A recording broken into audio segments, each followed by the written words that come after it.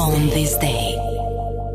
1910 lindi William Shockley, fizikanti amerikan që ndihmoi në shpikjen e tranzistorit, për të cilin mori Nobelin në vitin 1956. Ai njihej dhe për pikpamjet e tij raciste.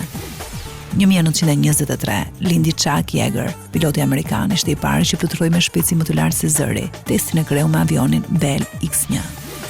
1944 lindi ish kryebashkiaku i Cincinnatit, Jerry Springer, njohu famës si moderator me The Jerry Springer Show, ku të ftuarit mund të shfaqin sjellje skandaloze e madje të grinden.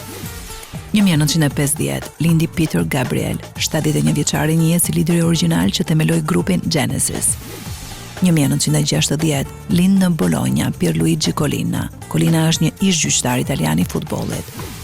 1974 Robbie Williams feston sot 52 vjetorin e lindjes. Këngëtari i njohur, ish antari Take That, vendosi rekord në 2006 kur shiti 1.6 milion bileta në një ditë të vetme gjatë një koncerti solo.